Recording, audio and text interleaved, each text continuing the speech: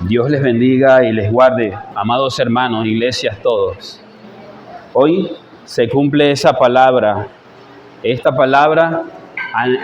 en la reunión de los santos, en la reunión de su iglesia. Nosotros vinimos a dar sacrificios, ofrenda de olor fragante a nuestro Señor. Muestra de ello nuestra adoración y nuestra alabanza con cánticos espirituales, con salmos y cánticos espirituales que agraden a nuestro Dios y Padre. Y con ello damos lectura a la carta a los Hebreos capítulo 13, versos 10 al 17. ¿Cuántos han venido a la casa del Señor conscientes que aquí tienen en la reunión un altar para ofrendar al Señor? Leemos su palabra, dice: nosotros tenemos un altar del cual no tienen derecho a comer los que sirven en el tabernáculo. Porque los cuerpos de aquellos animales cuya sangre es llevada al santuario por el sumo sacerdote como ofrenda por el pecado, son quemados fuera del campamento.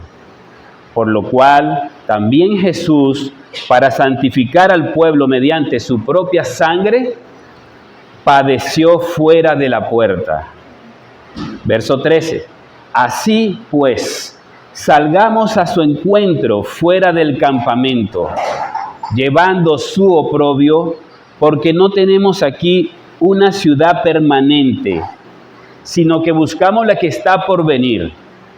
Por tanto, ofrezcamos continuamente mediante él sacrificio de alabanza a Dios, es decir, el fruto de labios que confiesan su nombre. ¿Cuántos dicen amén? Amén. Y no se olviden ustedes de hacer el bien y de la ayuda mutua, porque de tales sacrificios se agrada Dios. Verso 17. Obedezcan a sus pastores y sujétense a ellos, porque ellos velan por sus almas como quienes han de dar cuenta. Permítanles que lo hagan con alegría y no quejándose, porque eso no sería provechoso para ustedes. Bendito Dios y Padre de la gloria, en el nombre de Cristo Jesús, aquí estamos reunidos, tu pueblo, Señor, mi Dios.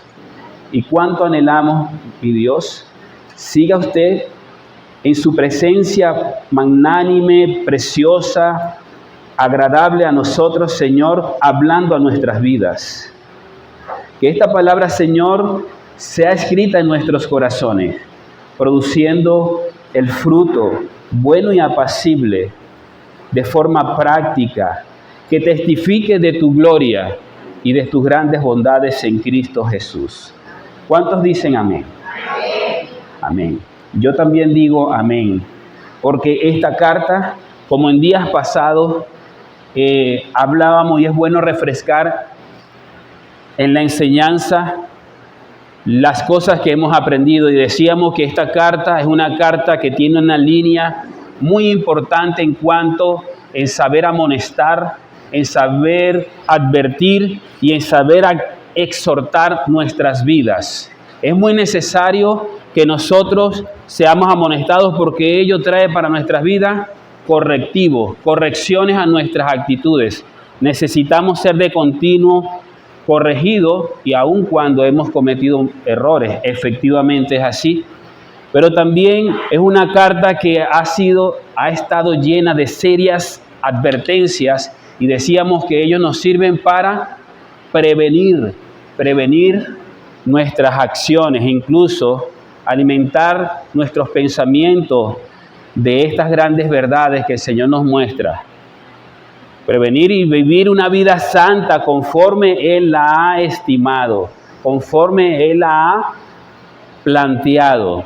Él nos hizo santos, y por tal motivo Él requiere que nosotros también seamos santos. He allí esas advertencias serias, pero también una carta llena de serias e importantes y agradables exhortaciones, porque para eso son las exhortaciones, para avivar, para animar, las exhortaciones nos ayudan a eso, a vivir una vida conforme y agradable a nuestro Dios y Padre.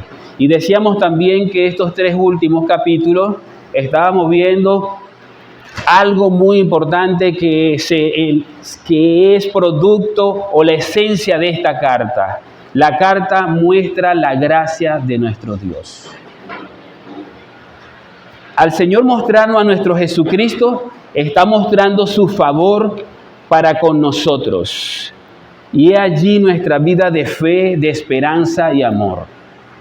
Eso también lo hablábamos en días pasados, porque estos 3 capítulos en que ya culmina esta carta, precisamente afianza nuestra vida y quiere fundamentar y quiere completar nuestra vida de fe, que es la que nos mantiene apegado al Señor, y una vida llena de esperanza en sus promesas, y por tanto una vida llena de amor como muestra del gran sacrificio que el Señor hizo por nosotros. Amén. Y yo voy a utilizar un verso para conectar esta otra porción en la cual vamos a estar reflexionando. El verso va a ser el verso 9, es el verso anterior al que acabamos de leer. Y dice, precisamente las enseñanzas de la carta, dice muy claramente el verso 9, no se dejen llevar por doctrinas diversas y extrañas. Si hay algo que tiene todas las escrituras, al corregirnos, al redarguirnos, es precisamente para sacarnos del error. Y algo muy importante, de todo engaño, que ha sido la lucha, la pelea espiritual más fuerte. La lucha de la verdad por la mentira. Así que cuando recibimos esta escritura, la recibimos con beneplácito, como aquellos que tenemos corazones sencillos y quieren recibir de su Padre su sabio consejo.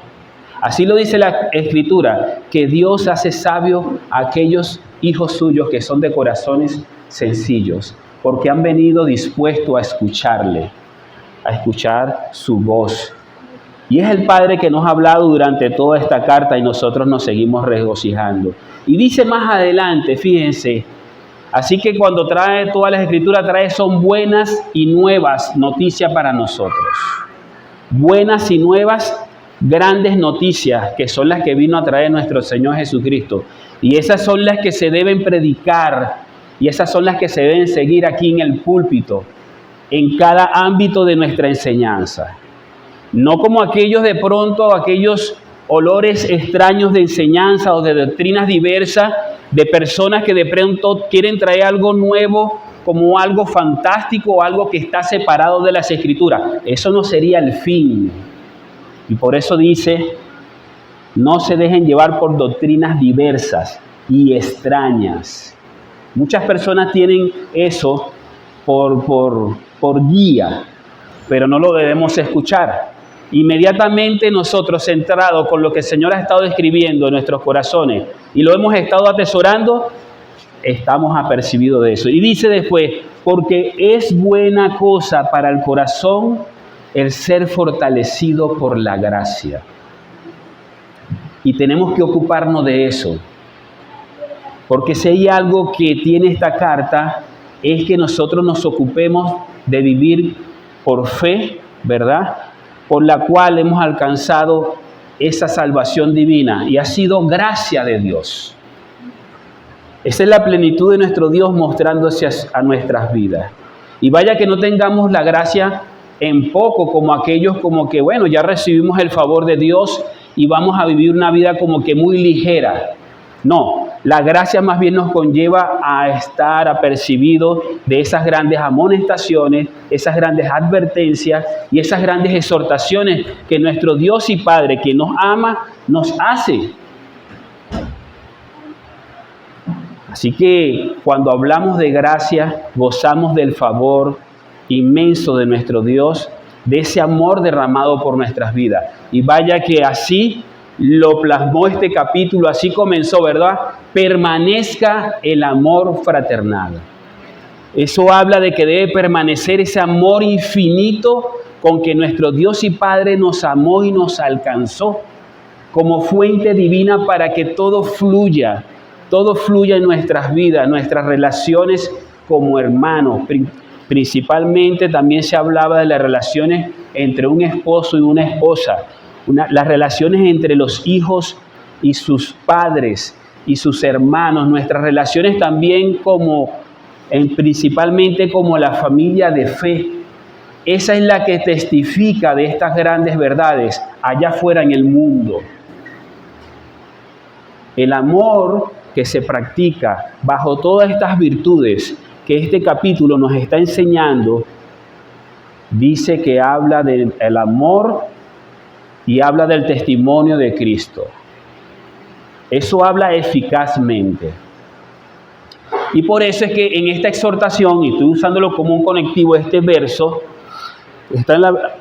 dice, no por alimentos, ocupémonos de la gracia, no por alimento, de los que no recibieron beneficio, los que se ocupaban de ello, o de los que ellos se ocupaban. Y hablábamos, y creo que con esto celebramos la Santa Cena del Señor, precisamente destacando esa gracia divina manifiesta, ¿dónde? En la cruz del Calvario. Y tenemos, ¿verdad? Cada vez que nosotros nos reunimos a celebrar, es a Cristo. Y cuando hacemos específicamente la celebración de la Santa Cena, celebramos su gloria, el triunfo en esa cruz. Muchos a veces piensan que debemos destacar más el motivo por el cual se sacrificó nuestro Señor Jesucristo. Ya hay una razón de por medio, que es la grande amor y fidelidad de nuestro Dios y Padre, que hizo un pacto con nosotros. Si bien entonces fue para librarnos de toda condenación del pecado. Amén. Así que nosotros, esos alimentos de los cuales muchas personas se ocupaban, precisamente de las cosas que nos distancian, de esos rituales, incluso culturalmente, esencialmente cada familia a veces tiene sus tradiciones, tiene vamos a decirlo, su disciplina, su forma de cómo administrar su hogar, y esas cosas no nos deben separar a nosotros. Incluso cuando habla de alimento, habla de todas aquellas cosas. ¿Se acuerdan cuando el Señor dijo, yo lo he limpiado todo? ¿Para qué? Para que en la iglesia, en el poder de mi gloria, pues no haya ninguna separación, no haya nada que nos separe de la gracia divina de Dios. Muchas personas a veces perdemos el tiempo en esas cosas y lo que hacen es hacer diferencia y distancia nuestra comunidad, nuestra relación como iglesia, de saber vivir en fe, en esperanza y un amor genuino. Y allí, ¿verdad? ¿Por qué el autor está hablando todas estas cosas y las está destacando?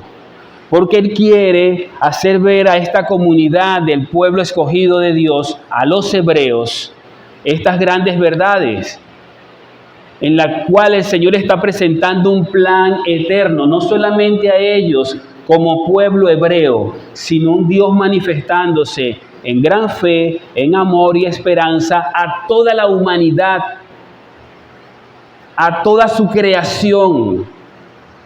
De hecho, esta carta tiene ese carácter. Esa carta, ve que las cartas van dirigidas si bien a un pueblo, pero esta carta tiene un carácter universal. Por eso nosotros debemos apreciar que esta escritura, esta carta, también es para nosotros hoy como iglesia. Esta carta fue escrita para que hoy nosotros también nos gocemos y disfrutemos de estas verdades como para nosotros. Y es allí cuando en el versículo 10 dice, nosotros no tenemos, y fíjense como dice el autor sagrado, nosotros tenemos un altar del cual no tienen derecho a comer los que sirven en el tabernáculo. Y ciertamente el autor sagrado está haciendo referencia a las antiguas escrituras dadas en el libro de Levítico. Sí, que ya bien las examinamos mucho acerca de esta carta, donde se hablaba de los sacrificios, ¿verdad? Que eran, pues, impuestos que habían sido dados por nuestro mismo Dios.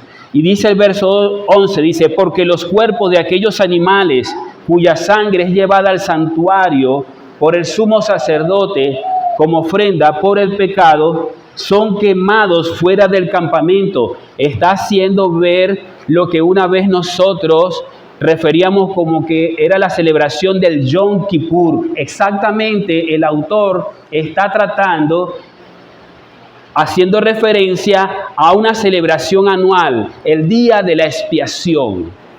Y eso se hacía, y le está dando a ellos entender, esto se hacía con un propósito. Y nosotros bien hemos sido nutridos y curtidos de esta gran necesidad, pero fíjense, dice, nosotros tenemos un altar del cual no tienen derecho a comer los que sirven en el tabernáculo.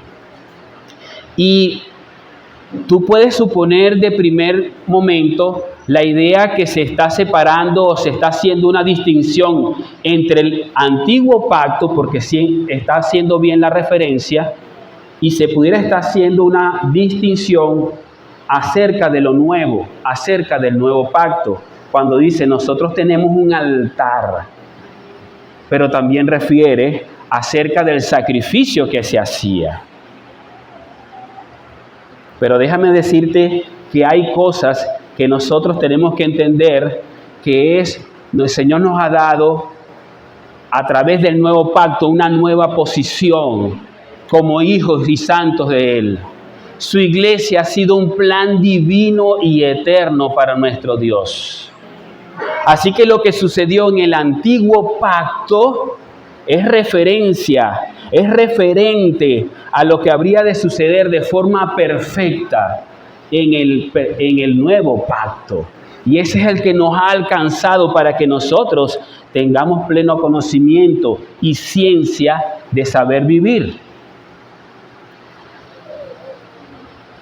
Podemos decir que señala entonces la posición de los santos, estos versículos, los cuales nosotros hemos sido capacitados para ofrecer sacrificios espirituales en la gran presencia de nuestro Dios. Y no solo en el santuario, sino también frente al mundo, porque fíjense que allí habla que tenemos un altar, ¿sí? Y ya vamos a hablar un poco más acerca de eso. Pero habla incluso que no solamente en el santuario, sino también frente al mundo y a todo a lo que estamos expuestos en este tiempo. Así que el sacrificio, cuando se habla del altar, se habla a aquello permanente y eterno a los cuales nosotros tenemos entrada perfectamente por el sacrificio de Cristo. Nosotros, cada uno de ustedes, en sus corazones, como templo y morada del Espíritu Santo, son ese altar del Señor. Son ese cuerpo vivo y nosotros reunidos aquí como iglesia. Por eso nosotros lo hacemos, ¿verdad? Y lo hacemos concienzudamente, pero también las Escrituras nos habla de que no solamente eso que se ha hecho realidad en nuestras vidas desde el corazón, que nos hace tener una comunión perfecta con Cristo Jesús, ahora es evidente fuera, hacia el mundo, hacia este mundo que el Señor también amó en gran manera. Y nosotros somos testimonio de ese grande amor que se va a hacer eficaz afuera. Nosotros tenemos un altar del cual no tienen derecho a comer los que sirven en el tabernáculo. Y la interpretación que se ha de dar a la frase, tenemos un altar del cual no tienen derecho de comer los que sirven en el tabernáculo, depende del sentido entonces general del pasaje que hemos estado hablando. Porque la mayoría de los expositores colocan un énfasis en tenemos un altar, como bien lo estoy refiriendo. pasando luego a espiritualizar este altar. No teniendo derecho los sacerdotes arónicos, como dice la Escritura, a participar de este nuevo altar. Ve, como que si tuviera una separación entre lo antiguo y lo nuevo, sino realmente existe una perfección. Pero en este caso el versículo 11, que es explicativo del versículo 10 que les estaba refiriendo, la frase tenemos un altar no es enfática en el original, como tendría que ser si señalara la gran diferencia entre lo antiguo y lo nuevo. De igual forma, tener un altar puede significar sacrificio. Tenemos un altar quiere decir sencillamente que nosotros, los hebreos, el pueblo nuevo de Dios, la iglesia, según el sistema levítico, tenemos un tipo de sacrificio que se reviste de cierta característica. En el caso en que la sangre de la víctima se mete dentro del tabernáculo, eso hablaba de lo que ocurrió en aquel momento. En aquel momento, ¿qué ocurría? Que la víctima se sacrificaba fuera del campamento. Y al sacrificarse fuera del campamento, el sacerdote venía con la sangre y se presentaba en el tabernáculo. Y precisamente frente al lugar santísimo, ¿para qué?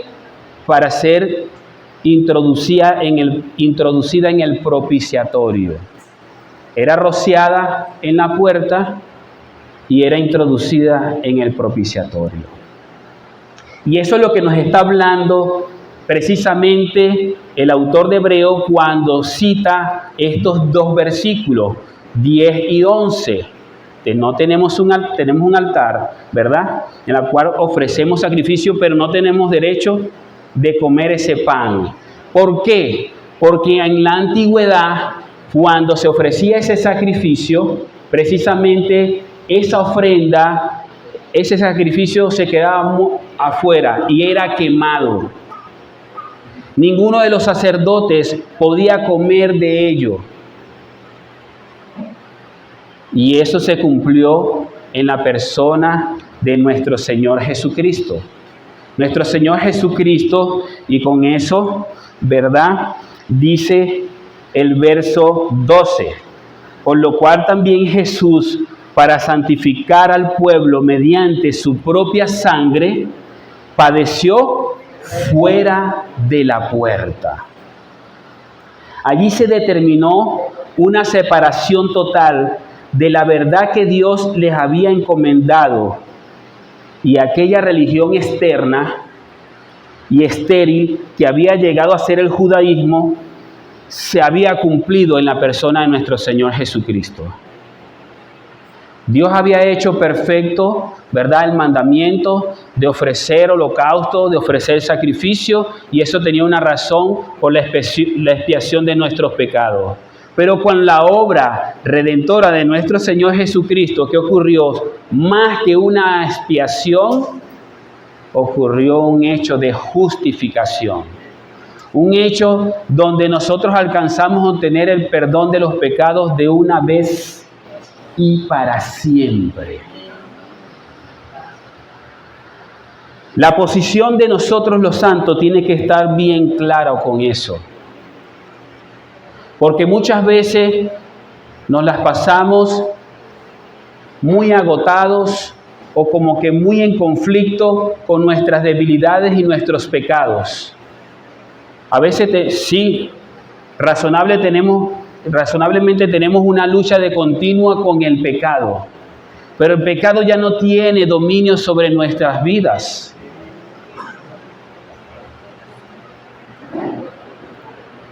Cometemos errores, sí, transgredimos, sí, pero tenemos lugar oportuno para alcanzar la gracia de Dios y su misericordia y exaltar al Señor por esta grande ofrenda del sacrificio.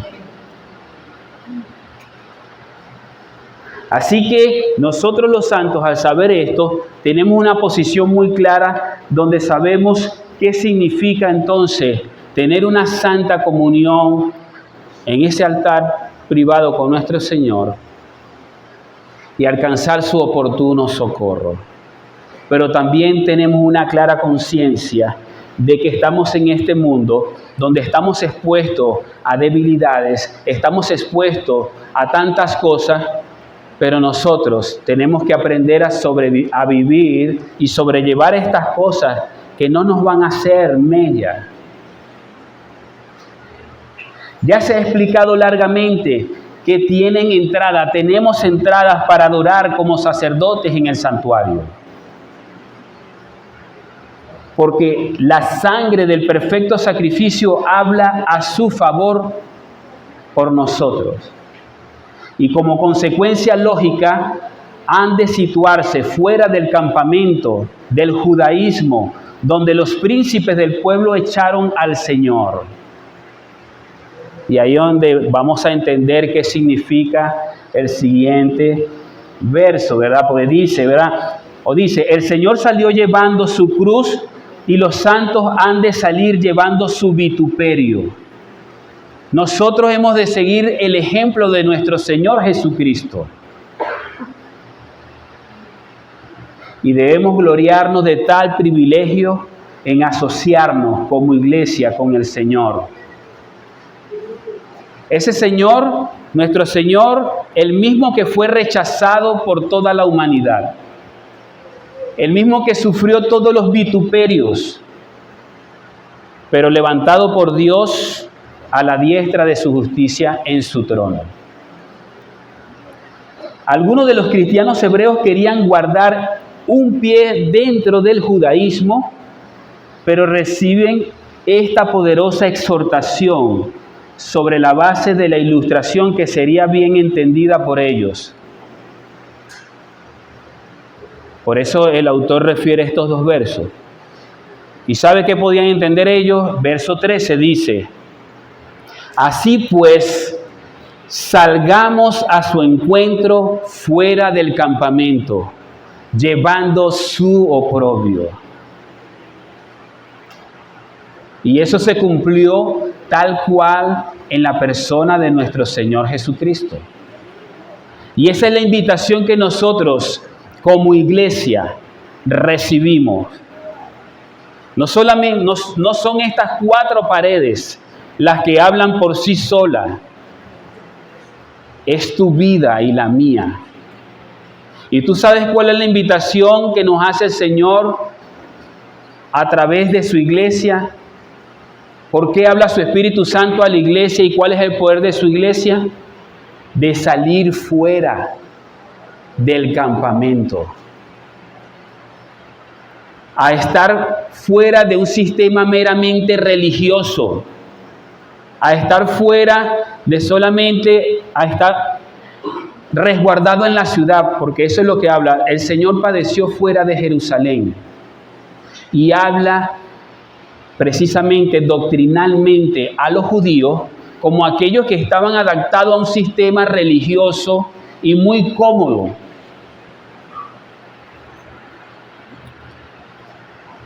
A un sistema donde precisamente el altar principal, ¿cuál era? El templo. ¿Y qué es lo que le está hablando el Señor en estos 2 versos? Precisamente, esta es nuestra razón de ser como iglesia. Salgamos fuera del campamento. Así pues, salgamos a su encuentro, al encuentro de nuestro Señor Jesucristo. Y creo que nosotros hoy debemos hacer mucho hincapié en esto. Porque a veces, vuelvo y repito, estamos en un sistema posiblemente de actividades, posiblemente de cosas en la cual no estamos viendo que de cara hacia el mundo también y de cara a nuestra familia y de cara a todo nuestro contexto de vida, somos la imagen perfecta de ese Cristo que sufrió por nosotros. Nos encontramos muy cómodos en un ambiente acá congregados. Nos sentimos muy bien y eso no está mal. Porque aquí dijimos, a ofrecer sacrificios también agradables al Señor. Pero hay una invitación que el Señor nos hace. No es un sistema religioso, sino que practiquemos la verdadera religión que el Señor nos dejó. Que Él vino para acá, a este mundo aquí, a sanar a los enfermos, a darle libertad a los cautivos, a darle alimento a los hambrientos, a predicar y a exaltar el buen año de vida y de salvación. Y al poner su vida en medio de tanto oprobio, en medio de tanto rechazo de la humanidad, Él ahora nos invita, no tengan miedo. Y vengan, salgan fuera del campamento. Salgan del sistema religioso para que el testimonio mío, es decir, de Cristo, hable por sí solo, extendiendo sanidad, libertad a todo pueblo y toda nación. ¿Y tú sabes por dónde debe comenzar? Por nuestra familia, por nuestro hogar, por nuestra casa. Y ve que este capítulo hace un hincapié precisamente cuando hablaba que sea el matrimonio honroso en todos. Sea honroso en todos el matrimonio. ¿Y sabe por qué el Señor los está diciendo, wow, pum, en esta carta, en ese verso allí? Nosotros pues nos gozábamos porque precisamente es algo divino que el Señor diseñó para nosotros, para el hombre y la mujer. Pero tú sabes que habla también ese matrimonio escrito acá, precisamente en este contexto, de esa relación de nosotros como iglesia, con el gran novio, con nuestro Señor Jesucristo. Eso habla claramente las Escrituras. El plan divino de nuestro Dios, de darnos la oportunidad que al marido se le diga, marido, ama a tu esposa, como Cristo amó a la iglesia, es un referente claro de nuestra vida en relación fiel a nuestro Cristo.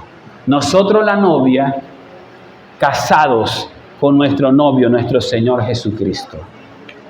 De eso habla esto. Y cuando habla, salgamos a su encuentro.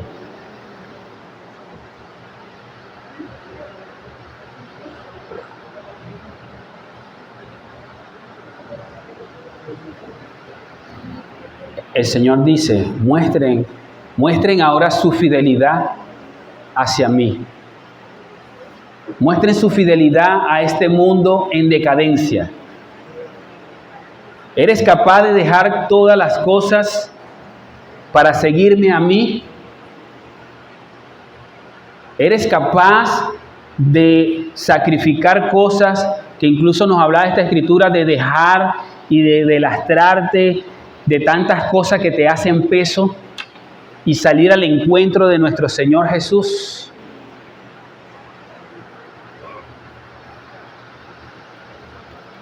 Somos santos en nuestra relación con el santuario.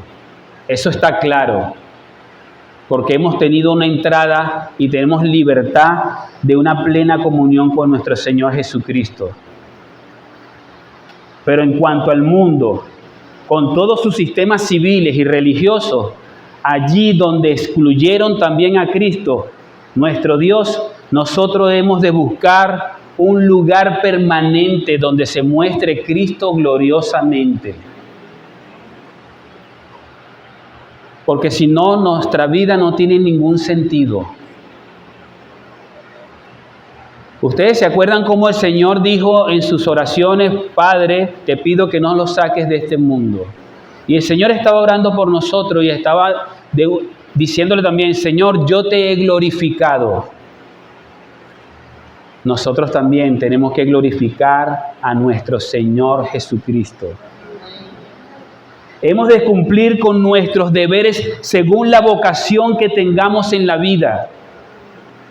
No te estoy pidiendo que dejes de trabajar. El Señor no nos está pidiendo que dejemos de cumplir nuestros compromisos familiares.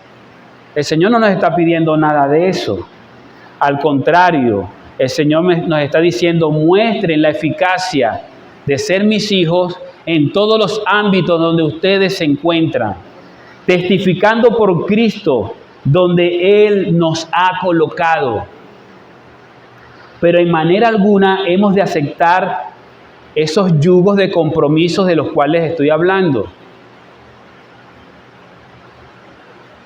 ¿Cuántas cosas no soportó el Señor por amor a nosotros? Escupitajos, rechazos, infidelidades. Si eso es lo que nosotros vamos a sufrir allá afuera, bueno, ese mundo está lleno de muchas de esas cosas. Así que nosotros tenemos que estar preparados para tomar esa cruz como buenos discípulos del Señor y seguir a Él. ¿Dónde? A su encuentro. ¿Dónde? Fuera del campamento. Si el sistema religioso al que hemos pertenecido llega a pervertir la verdad de Dios, como muchas veces lo ha hecho, y muchas veces en aquel antiguo momento lo había hecho el sistema judaico, había pervertido incluso, había hecho de ello un sistema religioso muy fuerte. Y por los errores del sacramentalismo y del modernismo que a veces tenemos nosotros también, eso nos llegase a contaminar y llegase a entrar a la iglesia, tenemos que huir de eso. Tenemos que separarnos de eso.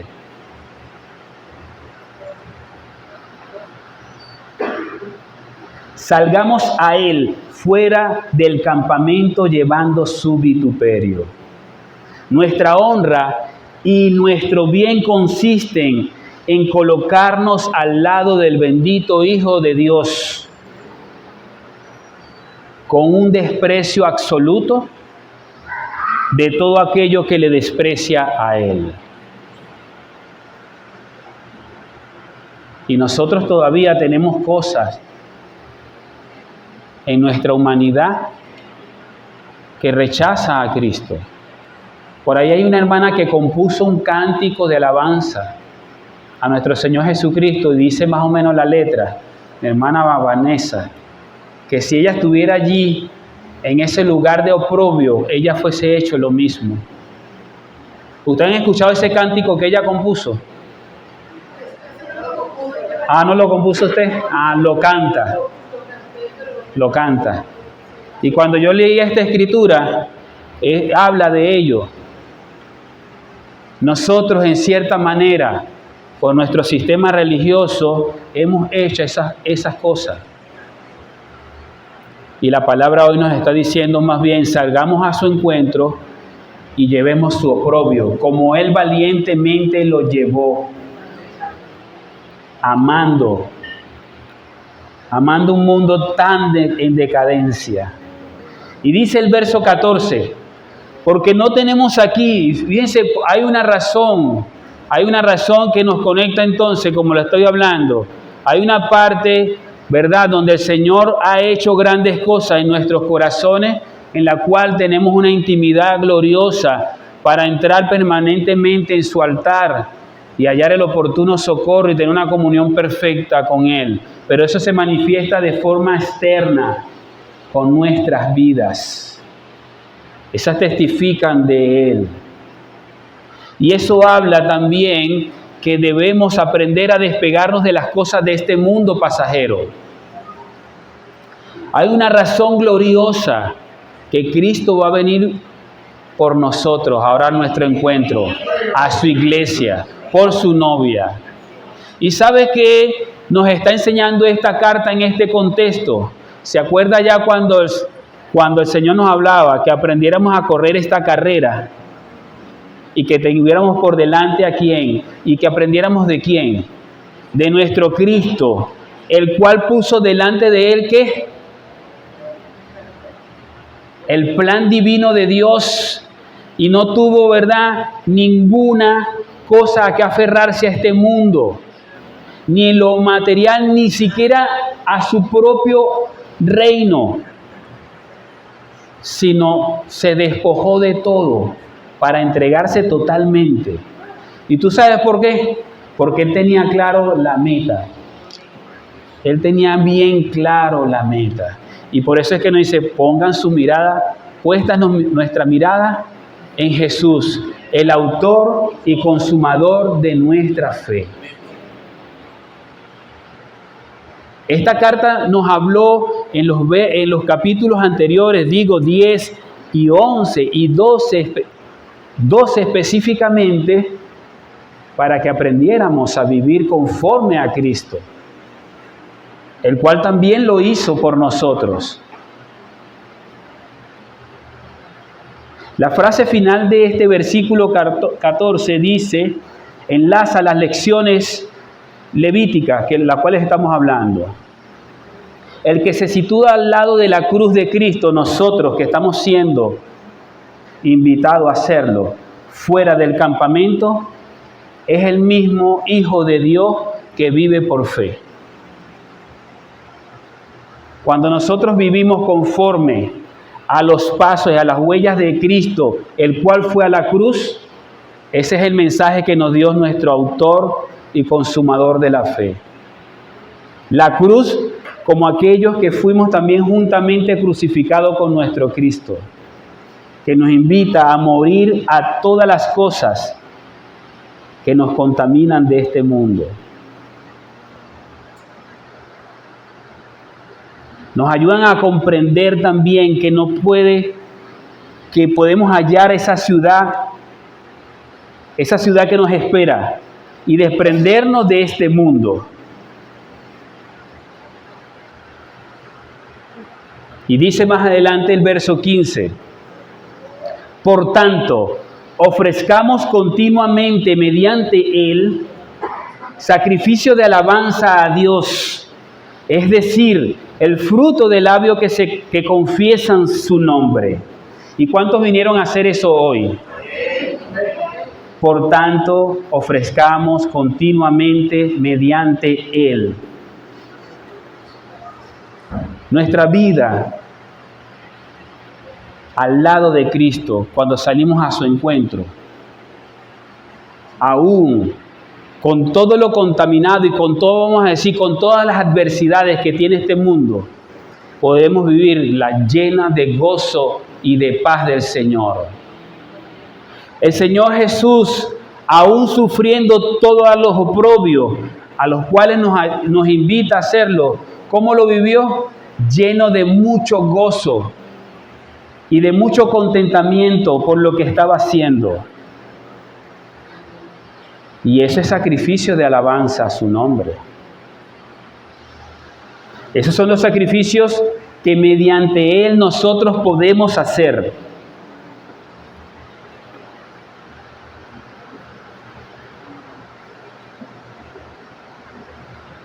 Y dice también, sacrificio de alabanza a Dios. Es decir, el fruto de labios que confiesan su nombre. Y si hay algo importante en nuestra vida de iglesia, en nuestra reunión de los santos, es nuestro tiempo de adoración y alabanza a nuestro Dios. Porque dice claramente, fruto de labios que confiesan su nombre. Cuán importante es para nosotros nuestra vida de adoración y alabanza a nuestro Señor. Nuestro tiempo incluso ceremonial, en nuestra vida de congregación, en nuestra vida de iglesia, especialmente los domingos, cuando nos reunimos en el tiempo de adoración y alabanza, eso es nuestra oportunidad solemne para traer frutos de labios que confiesan su nombre. Y es allí una clara exhortación para nuestras vidas de muchos que a veces están aquí en medio del tiempo de adoración y la alabanza y pareciera que sus cuerpos estuvieran aquí, pero sus mentes no están acá. Y pareciera Pareciera que es muy cierto y real eso. Si quiere, pregúntenselo a todos los que tienen el ministerio de adoración y alabanza. Hermano, nosotros venimos para acá, cuando nos reunimos, a hacer sacrificios que sean agradables delante del Señor. Nuestra adoración tiene que ser consciente. Y por ello, nosotros, qué bueno cuando entonamos cánticos que traigan palabra de Dios. Porque en la medida que nosotros cantamos cánticos e himnos espirituales, tienen que ser la palabra que declaren su verdad, la gloria de Cristo en nuestras vidas. Y dice la Escritura, ¿verdad?, que eso es agradable delante del Señor. Incluso desde que nosotros salimos de nuestras casas, el día anterior, el día sábado, ya al tú preparar tu ropa para venir para acá, tu vestimenta, levantarte temprano, ya eso es agradable delante del Señor. Así que cuando vengas para acá,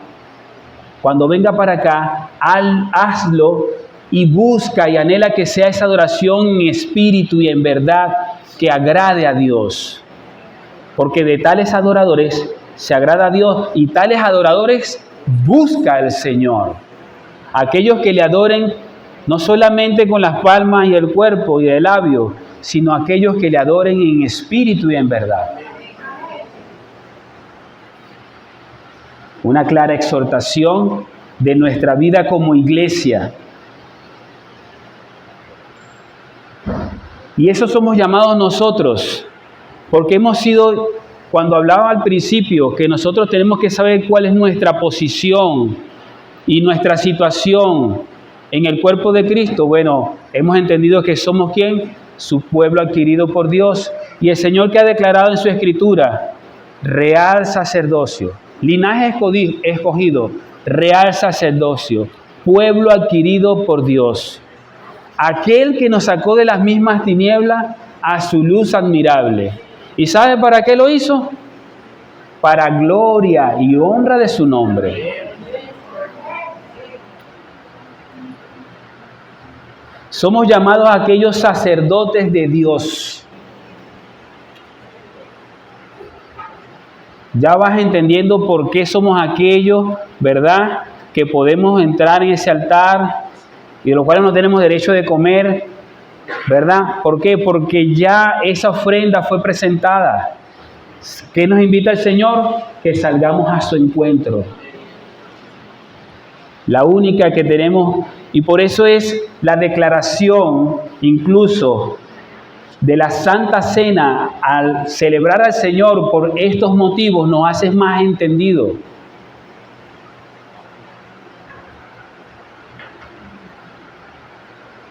Nos hace más entendido cuando tenemos aquella figura del pan de su cuerpo entregado por nosotros y de esa sangre derramada por el Cordero por nosotros.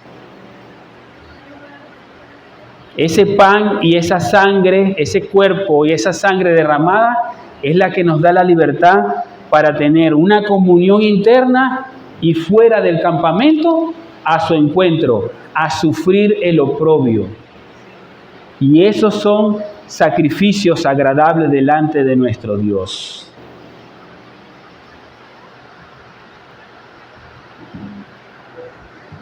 Así que la alabanza, que se define más detalladamente como el fruto del labio que confiesan su nombre, es si el creyente está lleno de la persona de Dios y de las sublimes maravillas de su obra en Cristo. A veces vemos ese caminar de tomar la cruz como algo, si es algo sacrificado, pero lo vemos como una tragedia. Y no lo tenemos que ver como una tragedia. Lo tenemos que ver que es algo realmente, que todas nuestras vidas, lo que hacemos como sacrificio, es algo que agrada a Dios. Cuando nos desprendemos de cosas que no necesitamos, y cuando más bien hacemos ofrenda a cosas que realmente son en necesidad para agradar a nuestro Dios. Y de eso se trata nuestra comunión como hermanos. Eso vendrían también a ser esos sacrificios puros de alabanza que alaban a Dios. Y como decía el salmista, ¿verdad? En el Salmo 45, no lo ponga, dice, rebosa mi corazón palabra buena cuando dirijo mi canto al gran Rey. Y yo creo que si tú eres una persona de oración, cuando te presentas al Señor, mínimo siempre va a salir una adoración y una alabanza que sea agradable al Señor. En tu momento de oración, yo creo que tú recuerdas todos los cánticos de alabanza y de adoración que tú cantas aquí junto a tus hermanos. Y si no lo haces, tienes que hacerlo porque diariamente pudieras presentar sacrificios de alabanza que confiesan su nombre.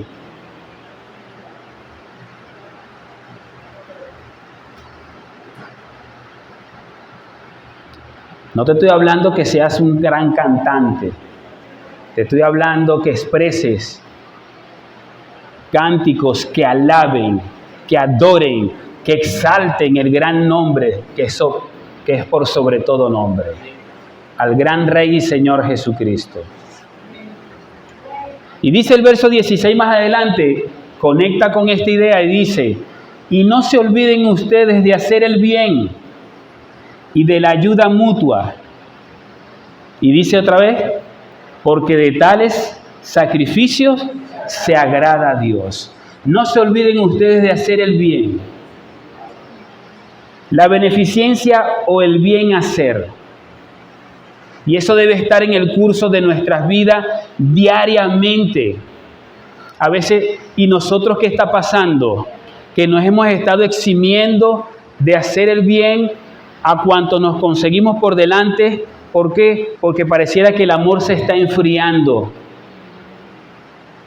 Nos estamos eximiendo de hacer el bien, teniendo grandes oportunidades de oro ante el prójimo, porque habitamos en un estado de religiosidad o nos encontramos llenos de temor de hacerlo. Y la palabra nos dice cuán grande e importante es tener la oportunidad de hacer el bien, porque de esas buenas obras dan testimonio de nuestro Dios al mundo.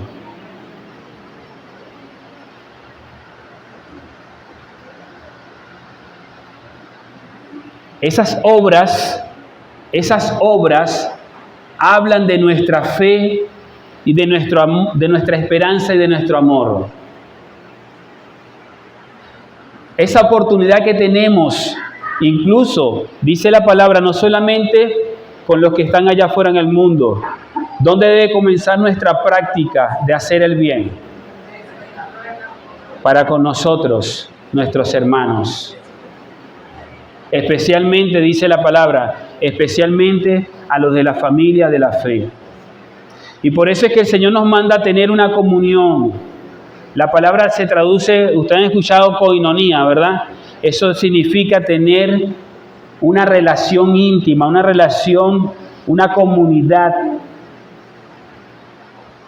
donde se manifiesta de forma práctica y donde somos guiados siempre por el Espíritu Santo de Dios a tener buenos actos de hermandad,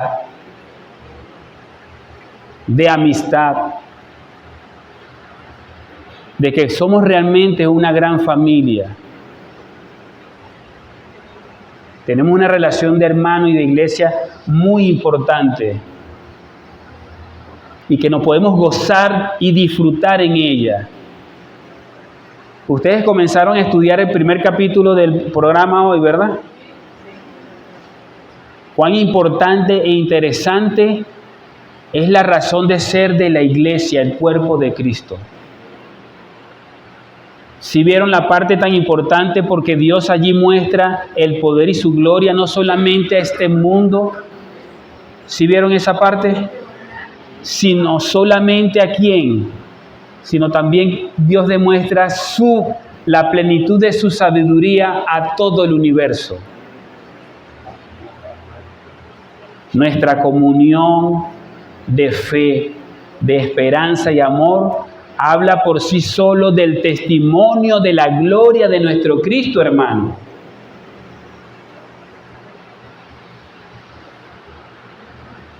Es importante e interesante nuestra vida de iglesia, de santos, de ser llamados linaje escogido, real sacerdocio del Señor.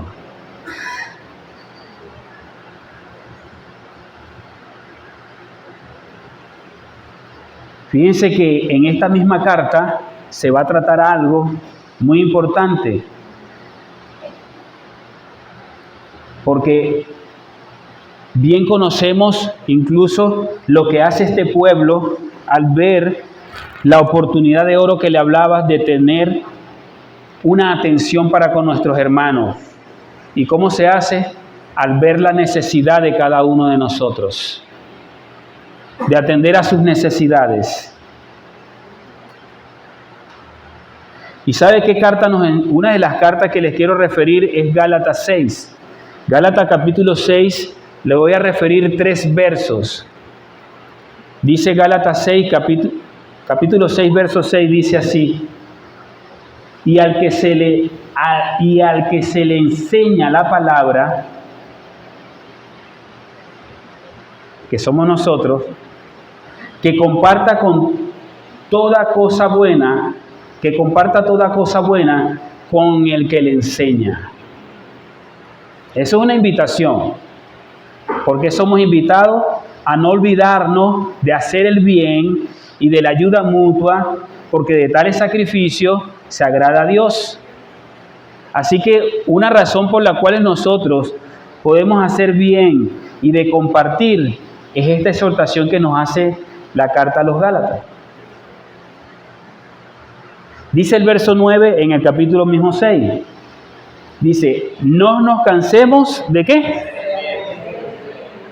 Pues a su tiempo, si no nos cansamos, segaremos. No nos cansemos de hacer bien y de la ayuda mutua, porque de tales sacrificios se agrada a Dios. Y además dice Dios, como dice por allí, nos recuerda la Escritura, que Dios no se queda con nada. Dice que a su tiempo segaremos bien, porque Dios ve esas cosas y se agrada de esos sacrificios, de los cuales son agradables delante de su presencia, y Él dice, nada, ese es mi Hijo, en quien yo me complazco también de bendecirle. Y dice también el verso 10 en el capítulo 6 de Gálatas, dice, así que entonces, hagamos bien, dice, a todos, según tengamos oportunidad. Y dice, ¿qué más?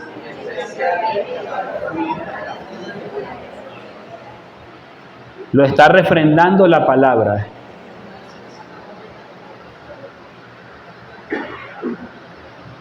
Así que esto es una expresión grande del amor fraternal.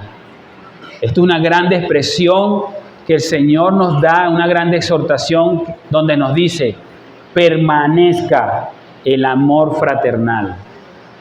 Y vaya que son oportunidades de oro que tenemos. El apóstol Pablo, haciendo uso de estas cosas, como aquel que se ocupaba precisamente de que cada uno de nosotros tenemos un lugar dentro del cuerpo de Cristo, y a uno se nos dio dones y talentos para que como cuerpo de Cristo pues nos manifestáramos al mundo. Pablo le dice que dice en su palabra, en su carta, que cada uno es digno de una recompensa, de un salario, que cada uno va a ser digno, aquellos que trabajamos por causa de estas grandes verdades en Cristo, de este sacrificio, de este evangelio, vamos a tener grandes recompensas. Y Pablo lo expresa de una forma magistral. Y dice, bueno, si todos los apóstoles recurren a tener también, a hacer uso del beneficio de cada uno de los hermanos por esa ayuda mutua, yo no veo la razón por qué Bernabé y yo no podamos también tener y hacer uso de ella. Pero sin embargo, Pablo al final dice, yo prefiero, y yo lo anoté por aquí, dice en 1 Corintios 9, 18.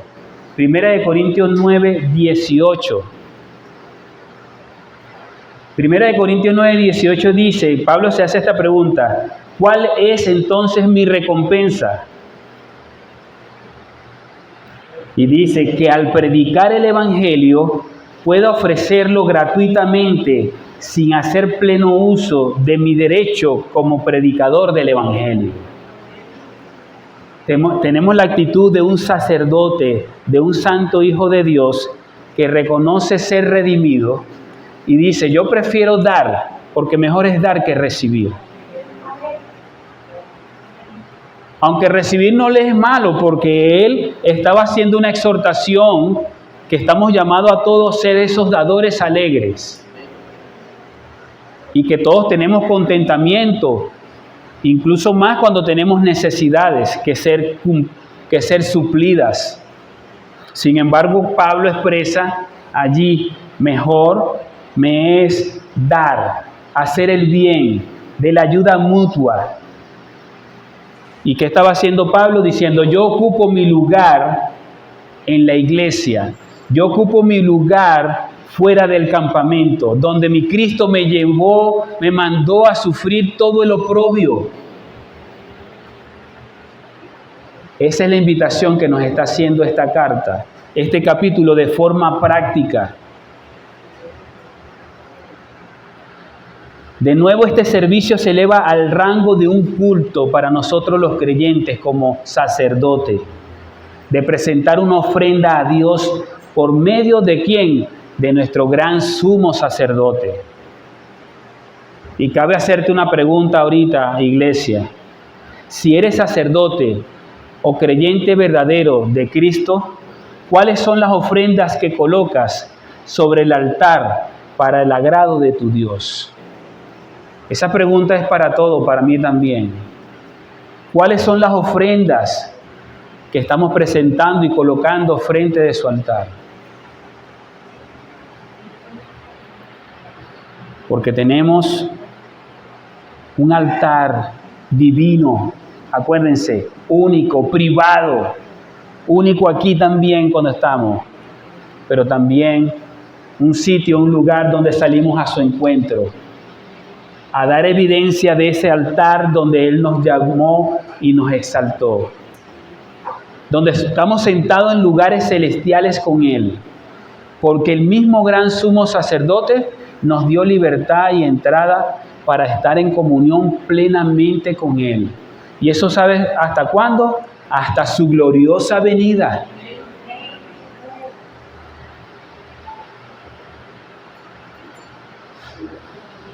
Aquí hay una exhortación que sigue en el verso 17 y dice, ¿dónde está el reloj? ¿No tenemos el reloj? Y ya con esto terminamos el verso 17. Ve que no es culpa mía, no está el reloj ahí, hermano. Y con esto cerramos.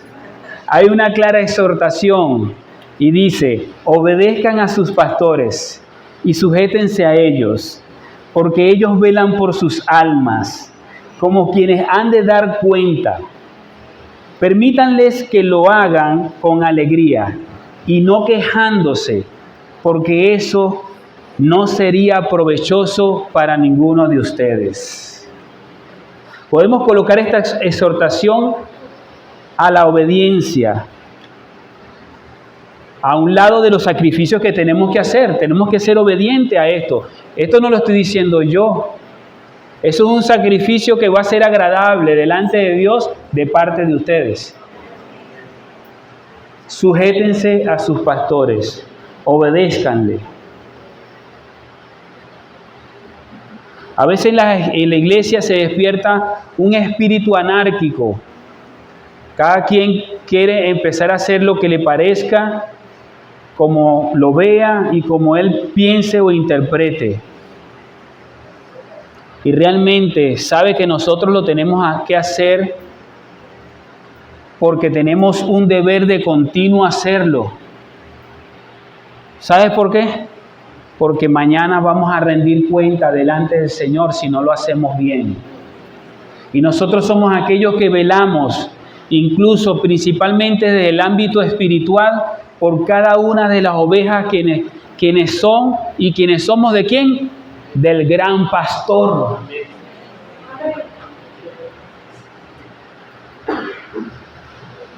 La verdad bíblica que ya hemos tenido ocasión de notar subraya el hecho de que aquel que no ama y sirve a su hermano no puede presentar nada que agrade a Dios. Y por eso dice, el que no sirve, no sirve. Así que si a mí me toca prepararme, ¿verdad? Y a todos los pastores nos toca hacer y velar por ustedes como pueblo, como oveja, ¿qué les corresponde a ustedes como pueblo? Y cumplir cada uno conforme al llamamiento que el Señor les ha hecho, el de maestro en la enseñanza.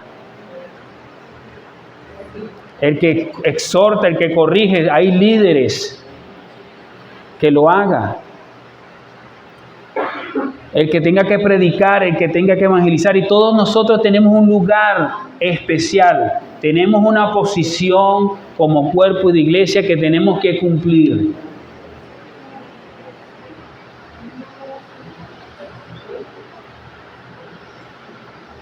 Así que ese principio general aplica de forma especial a nosotros los guías. Y si bien era necesario seguir el ejemplo de los líderes espirituales en antaño, si nosotros lo seguimos, ustedes también como iglesia tienen que seguirlo. Por eso el Señor en estos días ha colocado ¿a qué? A pastores que guíen su rebaño.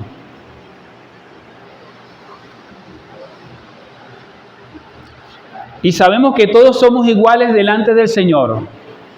Ustedes han visto que nosotros hemos buscado colocarnos en posiciones, porque decimos cuando obedezcan no es como que sea una orden militar en sí misma. No es eso. Pero más bien sí quiere decir que se dejen enseñar por sus pastores. ¿Sabe qué es algo que es bueno y agradable delante del Señor? Que como buenos hijos seamos dados a la enseñanza. Y ese es nuestro principal llamamiento que tenemos nosotros los pastores.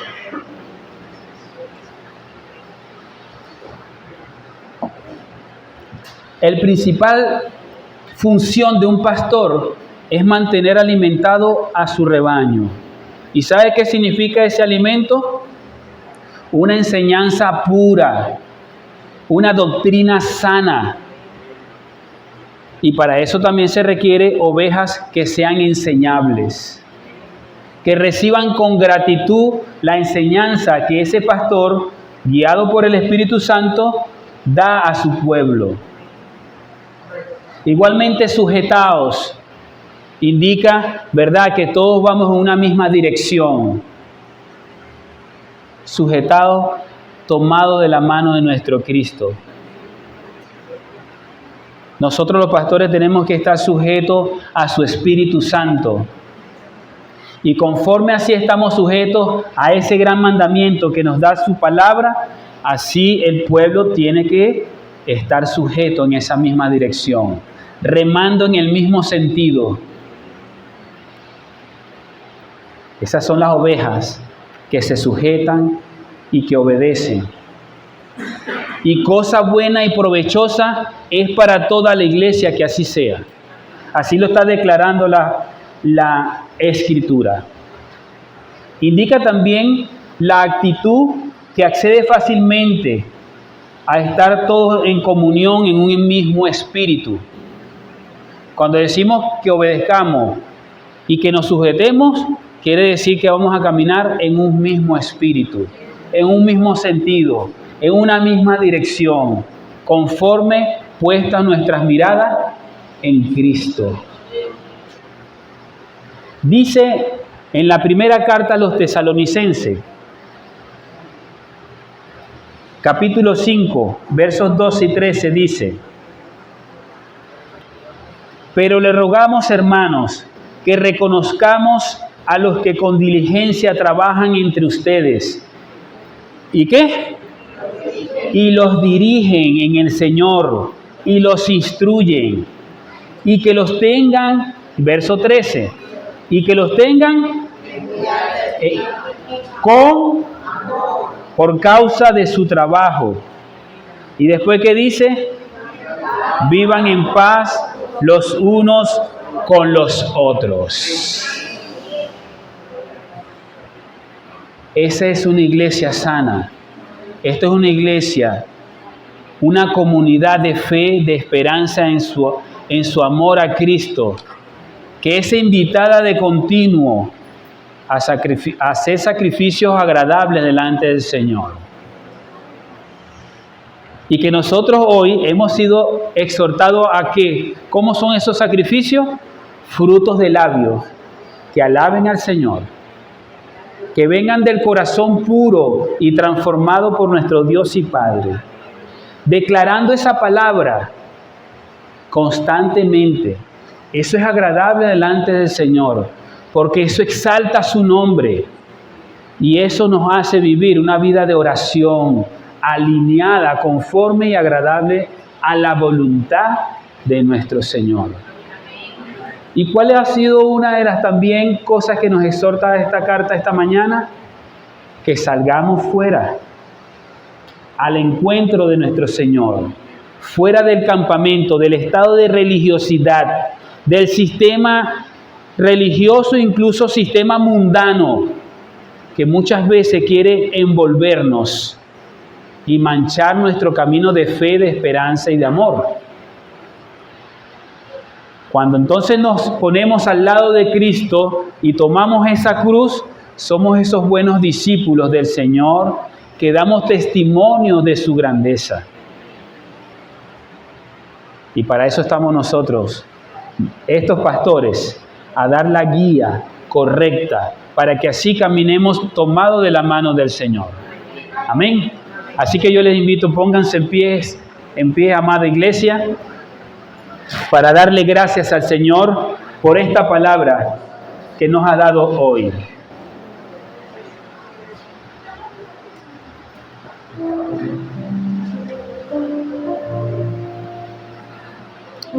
Gracias, Señor, mi Dios,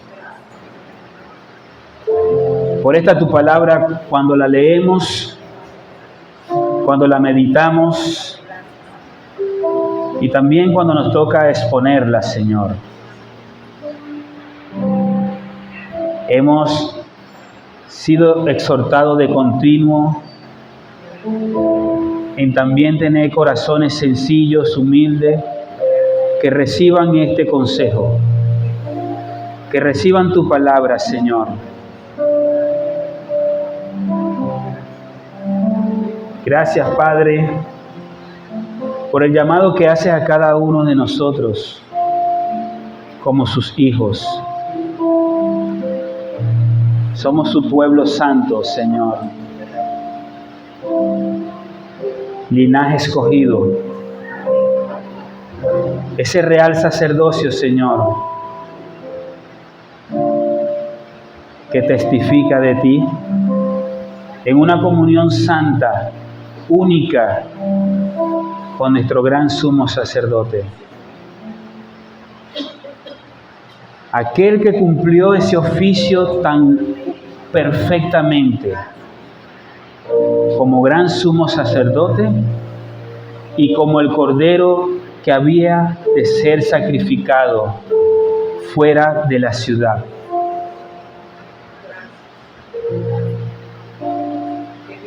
Nosotros, Señor,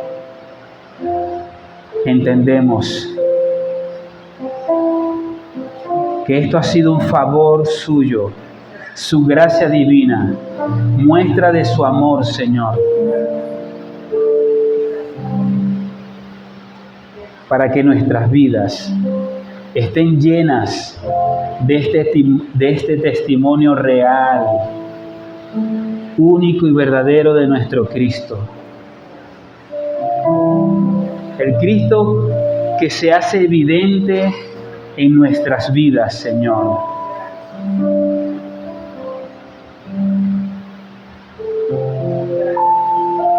Oh Dios y Padre, nosotros anhelamos estar llenos de tu Espíritu Santo para que sean frutos buenos, agradables y apacibles, unas ofrendas de olor fragante delante de ti, Señor.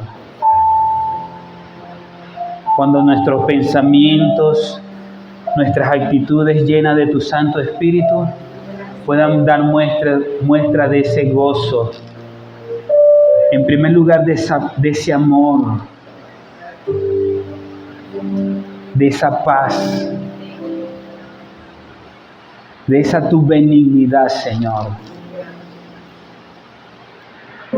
Que cuando tengamos la oportunidad de servir, de trabajar, de hacer alguna obra, Señor, sea llena de tu bondad, Señor.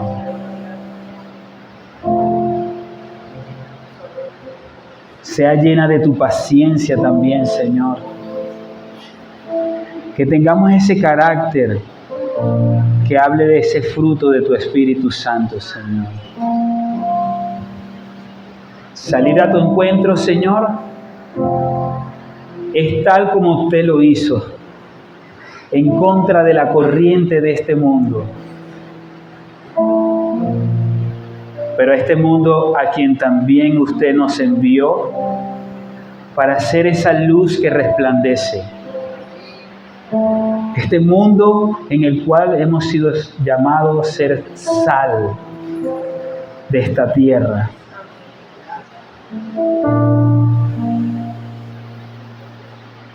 Así que, Señor, gracias, Padre. Gracias, Señor, mi Dios. No se trata de mera religiosidad, ni cargas de sacrificio. No. Que sean